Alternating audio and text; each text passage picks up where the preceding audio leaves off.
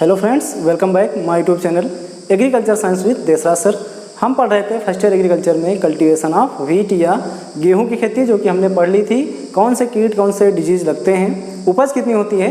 इसी क्रम में हम बात करेंगे गेहूं की खेती के बाद जो नेक्स्ट क्रॉप है हमारी कल्टीवेशन ऑफ पैडी या धान की खेती। चूँकि धान की खेती भी भारत में बहुत अधिक मात्रा में की जाती है, इसका क्षेत्रफल भी भारत में बहुत ज़्यादा है। तो अगली जो हमारी क्रॉप है, नेक्स्ट क्रॉप क्या है, कल्टीवेशन ऑफ पैडी या धान की खेती। आइए बात करते हैं कल्टीवेशन ऑफ पैडी की।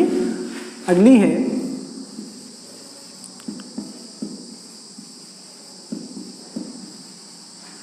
Cultivation of paddy. Next crop अगली क्या है हमारी, कल्टीवेशन ऑफ पैडी या हिंदी में धान की खेती। ठीक, कल्टीवेशन ऑफ पैडी या धान की खेती बहुत इंपॉर्टेंट है, अक्सर पूछी भी जाती हैं और हमारे लिए भी बहुत महत्वपूर्ण है, क्योंकि भारत में सीरियल क्रॉप्स में प्रमुख स्थान भी है धान का। तो धान की खेती में या क्लासिफिकेशन ऑफ पैडी में सबसे पहले हम बात करेंगे पैडी के क्लासिफिकेशन की। ठीक, क्लासिफिकेशन या क्लासिफिकेशन या धान का वर्गीकरण क्या होता है, धान का साइंटिफिक नेम क्या है, फैमिली क्या है। तो क्लासिफिकेशन में सबसे पहले बॉटनिकल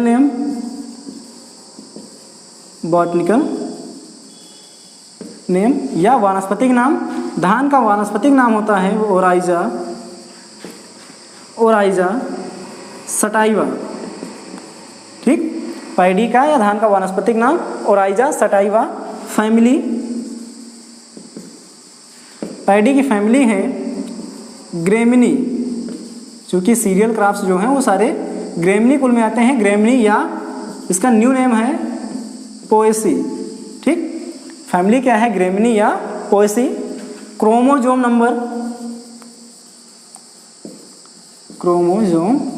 नंबर 2n बराबर 24। और ओरिजिन प्लेस क्या है, ओरिजिन उत्पत्ति स्थान इंडो बर्मा। ठीक, धान का जो उत्पत्ति स्थान है वो इंडो बर्मा को माना जाता है। ठीक, तो क्लासिफिकेशन ऑफ पैडी में धान का साइंटिफिक नेम या वानस्पतिक नाम ओराइजा सटाइवा। फैमिली ग्रेमिनी या पोएसी, ग्रेमी जो है ओल्ड नेम है, पोएसी इसका नया नाम है। क्रोमोजोम नंबर 2n बराबर 24। और धान का उत्पत्ति स्थान क्या है, इंडो बर्मा इसका उत्पत्ति स्थान माना जाता है, जहाँ से ये पूरे विश्व में लगभग फैला हुआ माना जाता है। ठीक, क्लासिफिकेशन के बाद कुछ हम पॉइंट्स या कुछ क्वेश्चन ऐसे हैं जो हमारे लिए अक्सर पूछे जाते हैं, उनकी हम बात करें तो धान का जो, अगर हम बात करें धान की, तो धान का जो इन्फ्लोरेसेंस होता है उसे हम क्या कहते हैं, राइस इन्फ्लोरेसेंस को, या धान के पुष्पक्रम को क्या कहते हैं, राइस इन्फ्लोरेसेंस।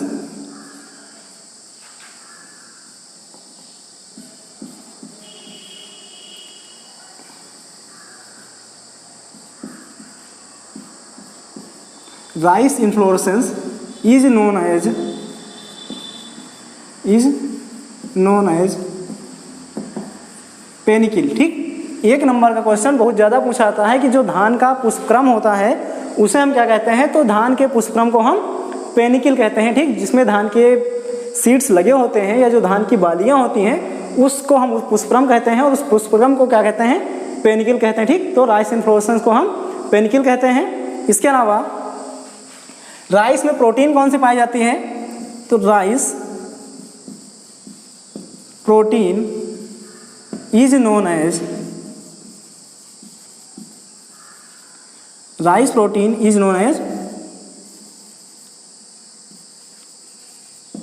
ओराइजनिन।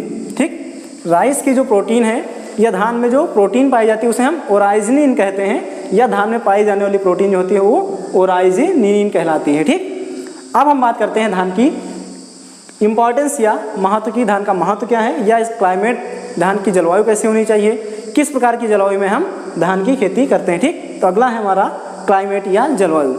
अगला है क्लाइमेट, अगला है क्लासिफिकेशन के बाद अगला क्लाइमेट या जलवायु। धान के लिए किस प्रकार की जलवायु होनी चाहिए या किस प्रकार की जलवायु में हम धान की खेती कर सकते हैं। चूँकि धान जो है वो उष्ण कटिबंधीय फसल है, या इसके लिए हम कहें तो धान के लिए गर्म एवं नम जलवायु की आवश्यकता होती है। किस प्रकार की? गर्म एवं नम जलवायु की आवश्यकता होती है। 20 से 35 डिग्री सेल्सियस तापक्रम जो होता है वो इसकी खेती के लिए सर्वोत्तम माना जाता है। 15 डिग्री से कम तापक्रम अगर हो गया या 35 डिग्री से अधिक तापक्रम पर धान के पौधे की वृद्धि एवं विकास उसका अच्छे से नहीं हो पाता। ठीक, तो क्लाइमेट में या जलवायु में हम लिखेंगे, क्लाइमेट में इसकी खेती मीन्स धान की खेती, इसकी खेती के लिए गर्म एवं नम जलवायु की, इसकी खेती के लिए गर्म एवं नम जलवायु की आवश्यकता होती है।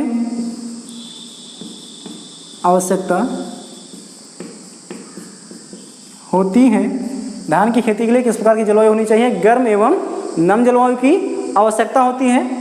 21 से 35 डिग्री सेल्सियस तापक्रम, 21 से 35 डिग्री सेल्सियस तापक्रम इसकी वृद्धि एवं विकास के लिए, वृद्धि एवं विकास के लिए 21 से 35 डिग्री सेल्सियस तापक्रम इसकी वृद्धि एवं विकास के लिए सर्वोत्तम माना जाता है। सर्वोत्तम माना जाता है। आगे 15 डिग्री से कम, 15 डिग्री सेल्सियस से कम तथा 35 डिग्री सेल्सियस से अधिक तापमान होने पर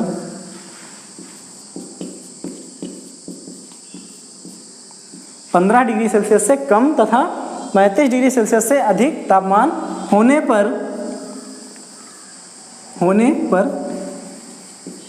इसकी वृद्धि एवं विकास पर प्रतिकूल प्रभाव पड़ता है। प्रतिकूल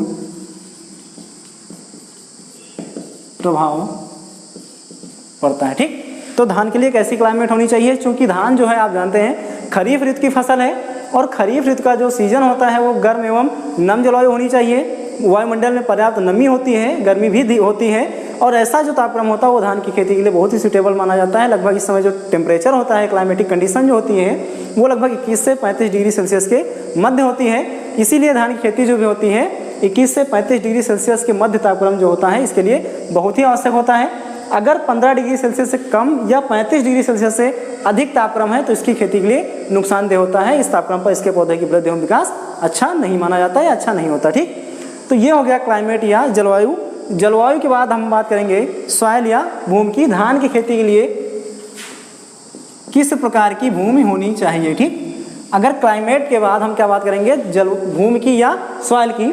धान की खेती किस प्रकार की भूमि में की जाती है? तो धान की खेती के लिए सबसे अच्छी जो मृदा होती है वो होती है चिकनी दोमट मृदा।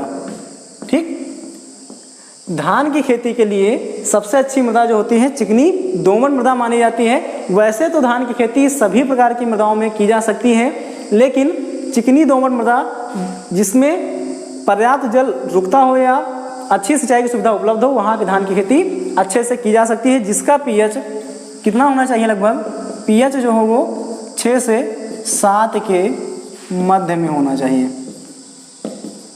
ठीक, धान की खेती के लिए, चूंकि धान की खेती लगभग सभी प्रकार की मृदाओं में की जा सकती है, लेकिन चिकनी दोमट मृदा इसकी खेती के लिए सर्वोत्तम मानी जाती है, जिसका पीएच 6 से 7 के मध्य होना चाहिए।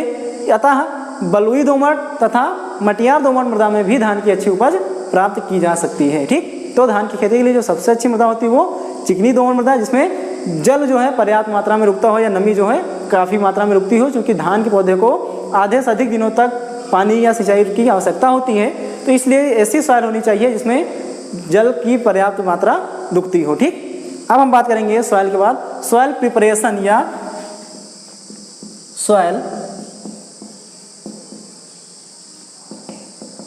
प्रिपरेशन या हिंदी में भूमि की तैयारी। अगर धान की खेती हम कर रहे हैं तो हम सॉइल प्रिपरेशन या भूमि की तैयारी किस प्रकार करेंगे। तो भूमि की तैयारी में हम क्या करेंगे, सबसे पहले 2 जुताई मिट्टी पलट हल से कर देंगे। 2 जुताई मिट्टी पलट हल से कर देने के बाद 3 से 4 जुताई देसी हल अथवा कल्टीवेटर से कर देंगे तथा प्रत्येक जुताई के बाद पाटा लगाकर खेत को समतल कर देंगे। इस प्रकार से तैयार किए गए खेत में हम धान के पौधे की रोपाई कर सकते हैं। ठीक, इस प्रकार से हम धान के खेत की तैयारी करते हैं। ठीक, तो क्लाइमेट, सॉइल और सॉइल प्रिपरेशन के बाद अब हम बात करेंगे इम्प्रूव्ड वैरायटीज़ या उन्नतशील प्रजातियों की। चूँकि धान की खेती के लिए प्रजातियों का विशेष महत्व होता है। अलग अलग कंडीशन में या अलग अलग क्षेत्रों के लिए अलग अलग प्रजातियाँ उगाई जाती हैं। प्रजातियाँ या जो वैरायटीज होती हैं अलग अलग क्षेत्रों में अलग अलग प्रजातियाँ ग्रो की जाती हैं। उनकी क्लाइमेटिक कंडीशन भी अलग अलग होती है। तो किस क्षेत्र में किस प्रकार की वैरायटी उगाते हैं, तो अब हम बात करेंगे इम्प्रूव्ड वैरायटीज़ या उन्नतशील प्रजातियों की। ठीक, अगला है इम्प्रूव्ड वैरायटीज़। अगला क्या है, सॉइल प्रिपरेशन के बाद इम्प्रूव्ड वैरायटीज़। इम्प्रूव्ड वैरायटीज़ या हिंदी में उन्नतशील प्रजातियां कहते हैं। किस प्रकार की प्रजातियों की खेती करनी चाहिए या किस प्रकार की प्रजातियों का सीड हमें उगाना चाहिए धान की खेती के लिए।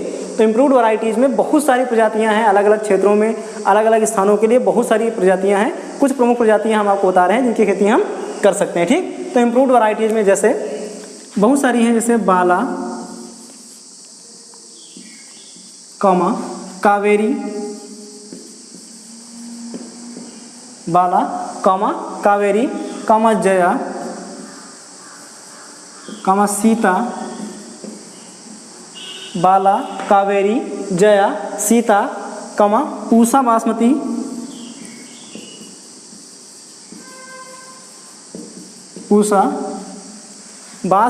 पूसा सुगंधा,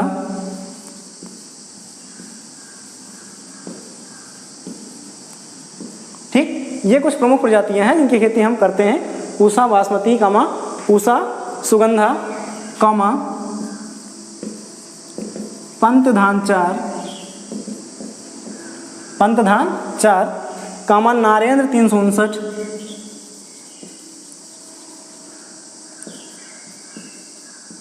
नारेंद्र 359, साकेत, रत्ना, साकेत है, रत्ना है, बाला, साबरमती,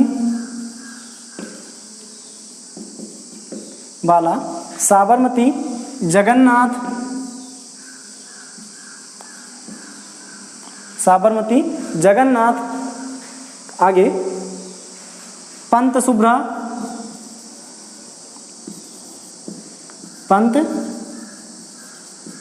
शुभ्रा, पंत शंकर धान 1, पंत हाइब्रिड 1, जलाधि 1, 2, 3। जलाधि की कई सारी स्पीसीज आती हैं, 1, 2, 3।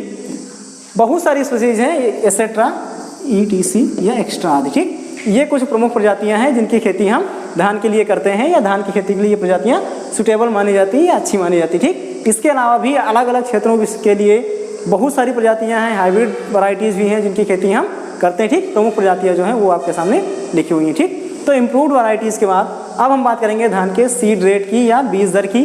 कितना सीड हम प्रयोग करते हैं 1 हेक्टेयर की रोपाई के लिए या बीज की बुआई के लिए। ठीक, अगला है सीड रेट या बीज दर। इम्प्रूव्ड वैरायटीज़ के बाद अगला क्या है, सीड रेट या हिंदी में बीज दर कहते हैं। बीज दर, कितने किलोग्राम बीज की आवश्यकता होती है अगर हम 1 हेक्टेयर की रोपाई कर रहे हैं, या बीज दर कितना लगता है धान की खेती के लिए। तो सीड रेट में सबसे पहले ब्रॉडकास्टिंग मेथड,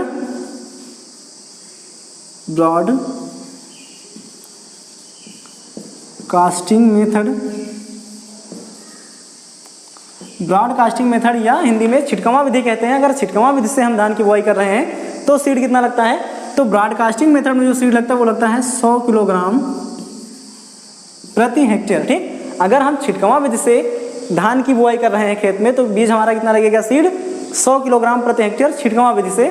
अगला ड्रिलिंग मेथड, ड्रिलिंग मेथड, तो ड्रिलिंग मेथड में सीड लगता है 60 किलोग्राम प्रति हेक्टेयर। अगला हाइब्रिड या जो संकर प्रजातियां होती हैं, हाइब्रिड वैरायटीज, अगर संकर प्रजातियों की हमको खेती करना है या संकर प्रजातियां उगा रहे हैं तो हमारा सीड लगता है संकर प्रजातियों के लिए या हाइब्रिड के लिए 15 किलोग्राम प्रति हेक्टेयर। ठीक, संकर धान कितना लगता है, 15 किलोग्राम प्रति हेक्टेयर। इसके अलावा अगर डेपोग मेथड से धान की नर्सरी तैयार कर रहे हैं तो डेपोग मेथड में सीड कितना लगता है, 3 से 4 किलोग्राम प्रति हेक्टेयर। ठीक, ये सीड लगता है धान की 1 हेक्टेयर की रोपाई के लिए। अलग अलग मेथड से जिस प्रकार से हम खेती करते हैं उनमें अलग अलग सीड रेट हमको लगता है। जैसे अगर हम छिटकवा विधि से या ब्रॉडकास्टिंग मेथड से धान की खेती कर रहे हैं तो सीड हमारा लगता है 100 किलोग्राम प्रति हेक्टेयर। ड्रिलिंग मेथड से कर रहे हैं तो 60 किलोग्राम प्रति हेक्टेयर। संकर धान की खेती कर रहे हैं या संकर धान की नर्सरी तैयार कर रहे हैं तो बीज हमारा लगता है 15 किलोग्राम प्रति हेक्टेयर। और अगर डेपोग मेथड से हम खेती कर रहे हैं, डेपोग मेथड से धान की नर्सरी तैयार कर रहे हैं तो हमारा सीड लगेगा 3 से 4 किलोग्राम प्रति हेक्टेयर। सीड जो है आवश्यक होता है धान की प्रति हेक्टेयर पौधे की रोपाई के लिए। ठीक, सीड रेट के बाद अब हम बात करेंगे सीड ट्रीटमेंट या बीज उपचार की। हम धान की खेती के लिए जब सीड का सिलेक्शन करते हैं तो उसका हम उपचार किस प्रकार से करेंगे। तो सीड रेट के बाद अगला है सीड ट्रीटमेंट या हिंदी में बीज उपचार कहते हैं। चूंकि धान के पौधे की या धान के सीड की बुआई करने से पहले हम उसको उपचारित कर लेंगे। बीज उपचार के लिए क्या करेंगे, थीरम अथवा कैप्टान, थीरम अथवा कैप्टान 2.5 से 3 ग्राम दवा प्रति किलोग्राम सीड। ठीक, थीरम अथवा कैप्टान दवा से 2.5 से 3 ग्राम दवा की मात्रा रहेगी प्रति किलोग्राम बीज की दर से हम बीज को उपचारित कर लेंगे। उपचारित करने के बाद ही हम धान की बुआई नर्सरी में करेंगे, फिर नर्सरी से तैयार किए गए पौधे की रोपाई हम खेत में कर देते हैं। ठीक, तो धान का जो सीड लगता है, जितना सीड हमको आवश्यक होता है उस सीड को लेने के बाद हम क्या करेंगे कि बीज को नर्सरी में बुआई से पहले उसको 2 से 2.5 ग्राम या 2.5 से 3 ग्राम दवा कौन सी, थीरम अथवा कैप्टान, कार्बेंडाजिम, किसी भी एक दवा की 2.5 से 3 ग्राम मात्रा को प्रति किलोग्राम बीज की दर से उपचारित कर लेने के बाद फिर हम धान की बीज की बुआई नर्सरी में कर देते हैं। ठीक, तो सीड ट्रीटमेंट के बाद अगला आएगा टाइम ऑफ सोइंग या बुआई का समय। अगला है टाइम ऑफ सोविंग या बुआई का समय। धान की बुआई हम कब करते हैं, तो टाइम ऑफ सोविंग या बुआई के समय में धान की जो बुआई की जाती है, अगेती किस्मों के लिए अगर हम धान की बात करें तो सोविंग टाइम में जो अगेती किस्में या समय से बुआई जो की जाती है वो लगभग की जाती है धान की रोपाई या ट्रांसप्लांटिंग जून के दूसरे सप्ताह से, कब से, जून के दूसरे सप्ताह से जुलाई के दूसरे सप्ताह तक कर देते हैं। ठीक, अगेती किस्मों को हम, ये है अगेती किस्मों के लिए।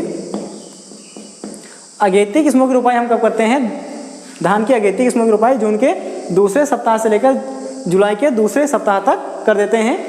पछेती जो किस्में होती हैं या पछेती जातियों के लिए, पछेती जातियां जुलाई के अंतिम सप्ताह तक। ठीक, पछेती जातियों को हम जुलाई के अंतिम सप्ताह तक भी उनकी रोपाई हम खेत में कर देते हैं। ठीक, तो जो टाइम ऑफ सोइंग होती है या बुआई का समय होता है रोपाई का, वो धान के लिए क्या करते हैं कि जो अगेती किस्में होती हैं उनको जून के दूसरे सप्ताह से लेकर जुलाई के दूसरे सप्ताह तक उगाते हैं, और जो पछेती किस्में होती हैं उनको हम जुलाई के अंतिम सप्ताह तक भी उनकी रोपाई हम खेत में कर देते हैं। इतने समय तक हम धान की रोपाई कर सकते हैं। ठीक, तो ये हो गया सीड रेट, सीड ट्रीटमेंट और बुआई का समय। आज के लिए बस इतना ही। नेक्स्ट वीडियो में हम आपको बताएंगे कि धान की बुआई की विधियाँ क्या क्या हैं, किस प्रकार से हम धान की बुआई करते हैं, उनको हम नर्सरी में कैसे उगाते हैं, धान की नर्सरी तैयार कैसे करते हैं, उसके लिए कितनी भूमि आवश्यक होती है, इसके अलावा धान में रोग क्या लगते हैं, कीट क्या लगते हैं। ठीक, ये हम आपको अगले वीडियो में बताएंगे। आज के लिए बस इतना ही। अगर आपको मेरा चैनल अच्छा लगे तो प्लीज़ लाइक करिए, शेयर करिए और सब्सक्राइब करिए, ठीक, तथा बेल आइकन को जरूर प्रेस करिए, जिससे कि अगले वीडियो के नोटिफिकेशंस भी आपको प्राप्त होते रहें।